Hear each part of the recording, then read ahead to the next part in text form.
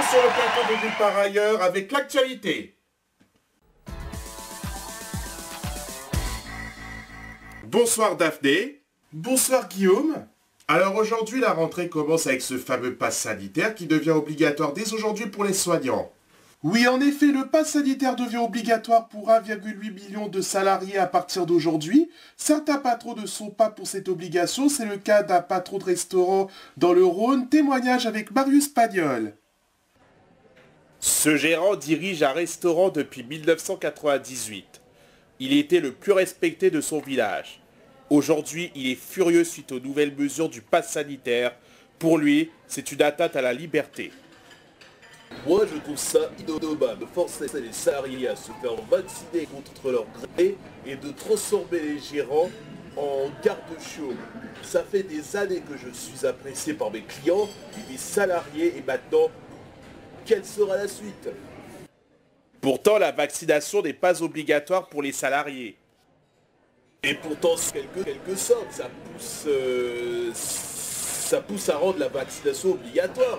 On oblige la population à se faire injecter quelque chose dont on ne connaît pas sa composition dans le corps. Et pourtant, ce pass sanitaire permet de sauver des vies, garder tout ouvert, mais aussi mettre fin à la pandémie. Merci Daphné pour les premières actualités de la rentrée.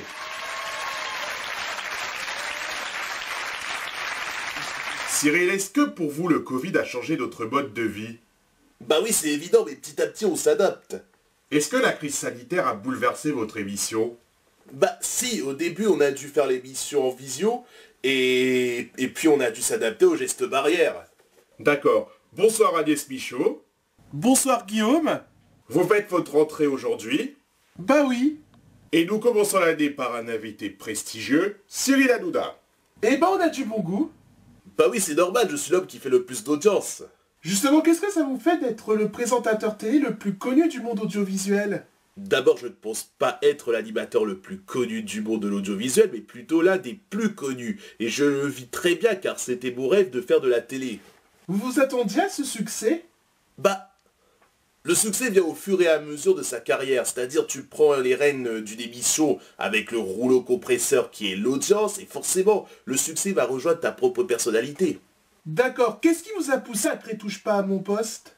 Bah en fait, je voulais honorer une queue de contrat sur France Télévisions avant l'été 2010, donc j'ai voulu créer une émission dédiée à ma passion qui est la télévision. Ah, vous aimez la télévision? Bah oui, sinon j'en ferais pas. Ça passait sur quelle chaîne votre émission? Au début c'était sur France 4, mais après... De quand à quand? Et bah de avril 2010 à mai 2012.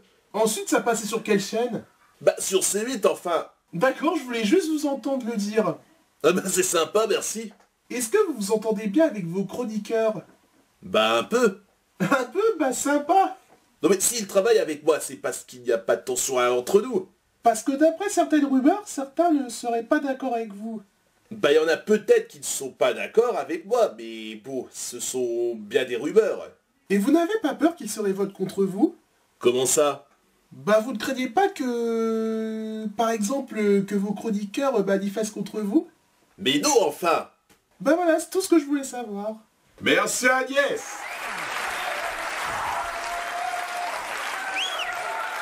Maintenant, c'est la météo qui annonce un temps mitigé pour cette rentrée. C'est avec Cécile Siméon.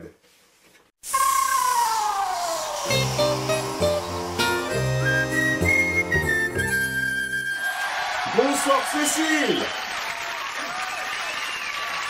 La reprise n'est pas trop dure? Bah écoutez, non, ça se passe bien. Eh ben écoutez, tant mieux, parce qu'aujourd'hui, le beau temps n'était pas au rendez-vous. Ah non, c'est le moins qu'on puisse dire. Mais par contre, au courant de la semaine, ça va s'améliorer. Oh oui, ça sera notre récompense après ce temps chaotique. Bah, il fera quel temps demain? Oh, le matin, ça sera un peu frustrant. Regardez la carte le matin. Une grande moitié nord du pays sera nuageuse, mais dans le sud, c'est agréable. L'après-midi, par contre, ça va s'améliorer avec des éclaircies partout en France. Quelques petites pluies dans certains endroits comme en Corse. Les températures, ça donne quoi? Bah écoutez, les températures seront de saison. Le matin, on sera dans une moyenne de 13 degrés à 18 degrés. Mis à part à Aurillac, on se réveillera où il fera plus froid avec 8 degrés. L'après-midi, ça va remonter avec une moyenne maximale de 29 degrés Comme on peut le constater à Perpignan et Marseille, sur la capitale, on relève 24 degrés, 23 degrés à Rouen et Rennes, et le plus frais sera 21 degrés à Strasbourg. Merci Cécile, un beau temps pour cette rentrée 2021. Cyril, vous allez faire honneur aux guignols. PPD, ça va en ce premier jour de la rentrée? Bah oui, surtout que j'ai beaucoup plus de notoriété que Cyril, car j'ai eu une plus longue carrière que lui, vu que je me suis fait connaître bien avant. Les guignols juste après la pub, ne bougez pas.